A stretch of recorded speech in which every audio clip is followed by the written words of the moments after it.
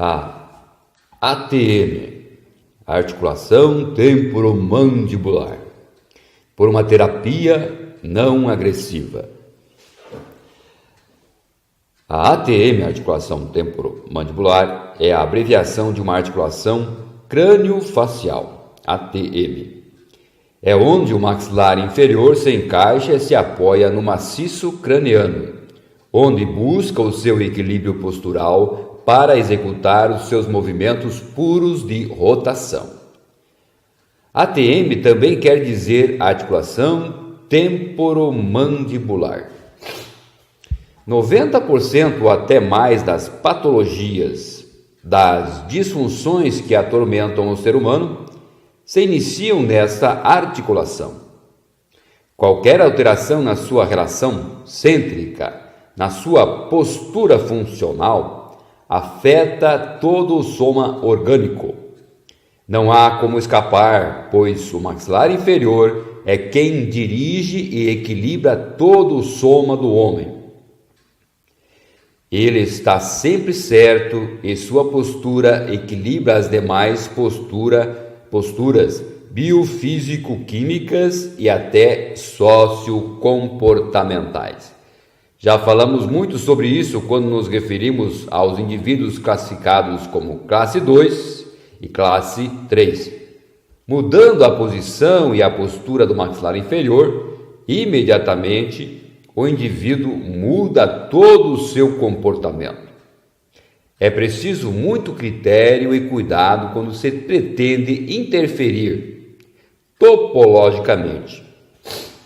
Topologia, ciência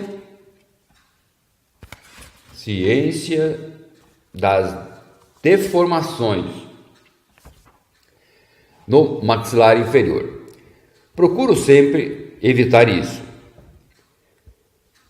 Quase todas as minhas correções de dentes e da relação maxilo-mandíbula são feitas no maxilar superior, quando se trata de um classe 3. Quando as pressões sociofamiliares e psíquicas são muito intensas no indivíduo, este sofre uma série de agressões e mutações de postura biomorfofisiológica, a qual o maxilar inferior procura contrabalançar numa busca de equilíbrio. Aí a ATM começa a sofrer deformações plásticas. Entra num processo contínuo de remodelagens, ora num sentido, ora no outro. Segundo as pressurizações sociopsíquicas, começa a sofrer desvios e entra em uma série de disfunções. Tudo começa com um problema de pressão social, atingindo o psíquico e desarmonizando a biologia. A ATM é altamente próprio-sensitiva e sensitiva. É todo um processo verbo próprio sensitivo. É ela quem capta em plano primeiro as informações neurais de forma táctil, sinestésica, além das somáticas. A ATM possui uma cavidade articular, uma eminência, um côndilo, um disco articular, também denominado menisco. É composto dos seguintes músculos: temporal, o masséter, pterygoídeos interno, pterygoídeos externo e digástrico. Quanto aos ossos que integram o seu sistema, encontramos o maxilar superior, mandíbula, osso hioide e o temporal. Todo esse conjunto está em interação com o sistema nervoso central. Quais são os sintomas da sua disfunção? Ruídos na região ao abrir e fechar a boca. Dores na articulação, na região que a circunda, no ouvido, nos músculos mastigatórios, na região cervical da coluna, na altura do pescoço e nos músculos trapézio, desvios da linha média dos dentes, desvios da coluna vertebral. Modificações nos planos e curvas oclusais. Desgastes cuspídeos dos dentes por rangimento dos mesmos. Modificações posturais dos maxilares e da coluna vertebral, pois um afeta de imediato o outro. Todos os músculos mastigatórios estão intimamente ligados com os músculos costais. Zumbidos, tonturas, enxaquecas, dores de cabeça frequentes ou renitentes, problemas funcionais nos sistemas digestivo, respiratório e circulatório. Há poucos anos atrás, alguns dos nossos colegas cientistas estavam iniciando as primeiras pesquisas sobre a relativação das alterações anatomofisiológicas da boca com as demais disfunções orgânicas. Chegaram à conclusão de que a maior parte das dores de cabeça, das enxaquecas, tidas como idiopáticas, poderiam ser resolvidas e tratadas interferindo-se apenas no contexto bucal. Todo mundo deu risada. Entretanto, no mesmo ano, nos Estados Unidos, um grupo composto de 25 médicos e cientistas se reuniram, fizeram uma pesquisa e disseram: 95% dos casos de cefaleias, de dores nucais e dores colunares são de fundo dental. Como esses cientistas não eram brasileiros, eram americanos, todo mundo aplaudiu. Os meus ilustres colegas cirurgiões dentistas já haviam descoberto isso há muito tempo, bem antes deles. E para completar, também mostravam tecnicamente como interferir no contexto bucal para sanar as referidas disfunções.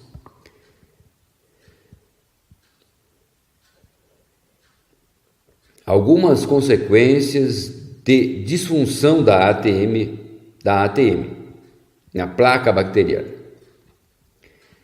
A formação de placas bacterianas e mesmo a periodontia, por exemplo, é consequência de uma disfunção da ATM. Quando esse sistema articular sai da sua relação central, seja por desgastes ou intrusões dentárias, seja por outra qualquer disfunção que promove uma perda de dimensão bucal, a língua se pressuriza por falta de espaço funcional. Fica comprimida dentro do contexto bucal e, consequentemente, entra em disfunção. Na saliva, entre os elementos que a compõem, existe um elemento químico que chamamos saliva serosa. A saliva serosa tem a propriedade de digerir e eliminar os restos alimentares que ficam depositados no colo dos dentes e em outras partes dos mesmos. É como se fosse um detergente, faz parte de um sistema de autolimpeza orgânica. Quando há falta de espaço funcional dentro do contexto bucal, há uma hipofunção salivar. A boca fica cheia de saliva, uma saliva viscosa que não circula.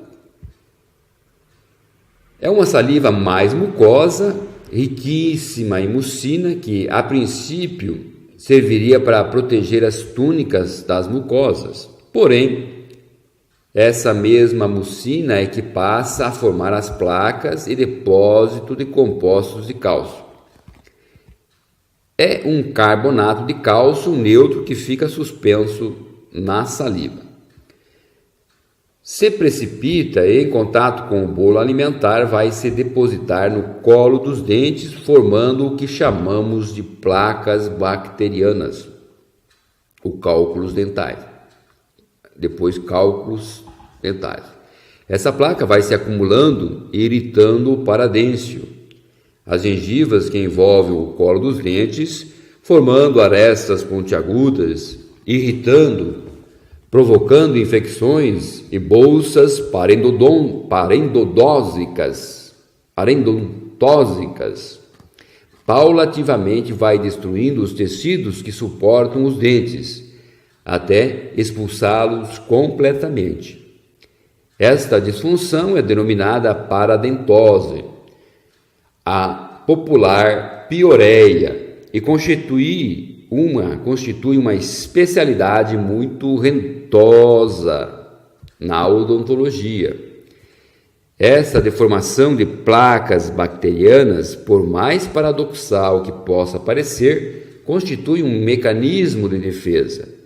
Faltando espaço funcional dentro do contexto bucal, há uma diminuição de vida para o indivíduo, pois a língua entra em disfunção e quebra o equilíbrio funcional entre os vários sistemas básicos de energetização que lhes são conjugados. Diante desse quadro, a natureza, que é sábia, através dos seus mecanismos de superação, sente a necessidade de abrir espaços funcionais dentro da boca. Procura assim eliminar alguns dentes. É como se fosse também um aviso, uma amostra do perigo. É um alerta do que está se passando, para que se tomem as devidas providências.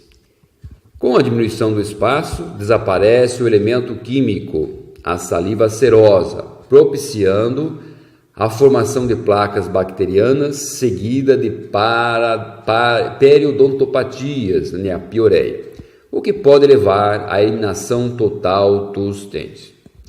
Com a diminuição do espaço, desaparece o elemento químico, a saliva serosa, propiciando a formação de placas bacterianas, seguida de periodontopatias, na pioreia, o que pode levar à eliminação total dos dentes. Removendo os dentes, abre-se espaço para a língua, dá-se mais vida ao indivíduo.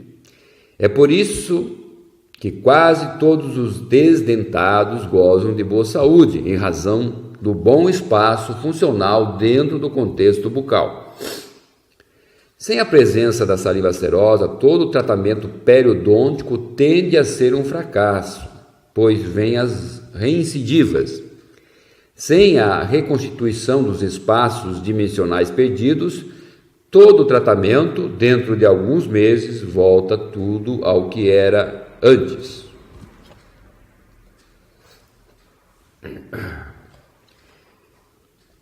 Cáries dentárias. Normalmente, não são as placas bacterianas que promovem as cáries dentárias. Esta é mais uma consequência de um estado tensional do indivíduo. Ela é implícita, ela vem de dentro para fora. É relativizada com o estado tensional de um sistema orgânico correspondente.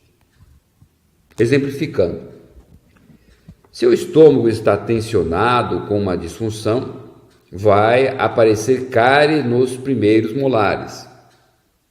Se o tensionamento é a nível de personalidade, numa cosmovisão sexual, os dentes que vão apresentar problemas são os incisivos centrais.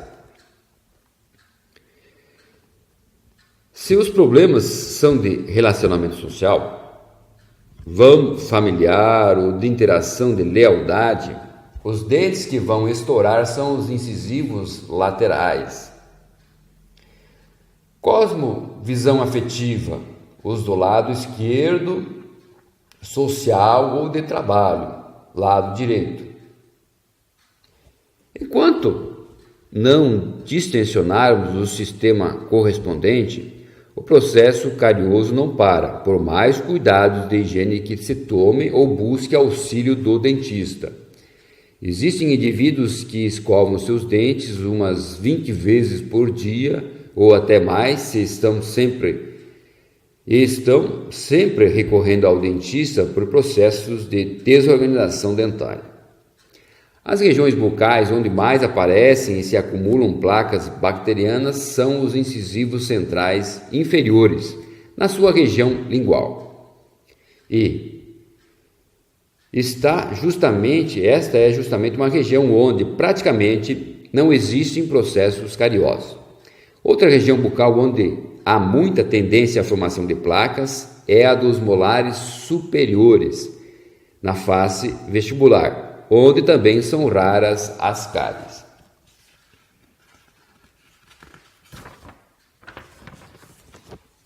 Imunidade à cárie. Respeitando certas e determinadas verdades acadêmicas, achamos um contrassenso falar-se em imunidade à cárie dentária. O tecido do esmalte dentário é composto em sua maior parte de hidróxido de apatita. Consequentemente, o esmalte dentário não tem condições de fazer trocas bioquímicas com a sistêmica. Portanto, não há razão ou nexo para uma reação a nível de histamina que determina a formação de anticorpos. O que há é uma certa coincidência do fato de determinadas zonas mais imunes à cárie serem as mesmas zonas de fácil limpeza. A cárie resulta de uma quebra da fisiologia bucal, de uma quebra do sistema de autolimpeza. Nós somos autossuficientes, basta que se abram as possibilidades para restituir o equilíbrio. Imunidade à cárie. Respeitando certas e determinadas verdades acadêmicas, achamos um contrassenso falar-se em imunidade à cárie dentária. O tecido do esmalte dentário é composto em sua maior parte de hidróxido de apatita. Consequentemente, o esmalte dentário não tem condições de fazer trocas bioquímicas com a sistêmica. Portanto, não há razão ou nexo para uma reação a nível de histamina que determina a formação de anticorpos. O que há é uma certa coincidência do fato de determinadas zonas mais imunes à cárie serem as mesmas zonas de fácil limpeza. A cárie resulta de uma quebra da fisiologia bucal, de uma quebra do sistema de autolimpeza. Nós somos autossuficientes, basta que se abram as possibilidades para restituir o equilíbrio. Tratamento para as disfunções da ATM.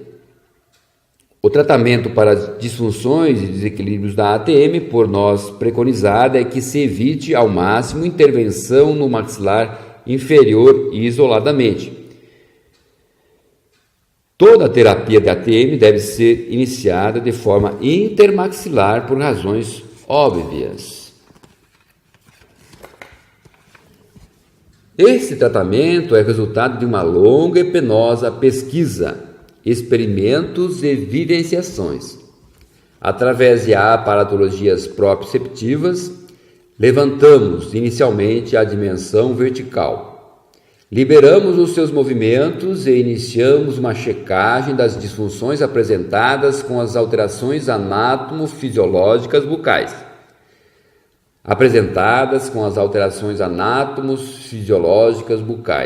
Até detectarmos a postura ideal para aquele momento de tempo e espaço. Achada a postura funcional ideal, procuramos então manter o paciente nessa nova memória demordida, usando como recurso técnico uma reabilitação total de seus dentes, que tanto pode ser feita em metalocerâmica ou metaloplástica. O paciente AF veio até nós com graves problemas da ATM. Sofria dores terríveis e, consequentemente, dores de cabeça com repercussão na área estomacal. O tensionamento bucal provocado por esse quadro gerava um mau estado geral dos seus dentes, como se observa na primeira foto. A primeira fase do tratamento consistiu no estabelecimento de sua postura geocêntrica universal, através da aparatologia apropriada, como se vê na segunda foto. Encontrada a postura correta e após desaparecerem os sintomas apresentados no início do tratamento, a manutenção da nova postura foi feita, através de uma reabilitação bucal total em metalocerâmica, porcelana.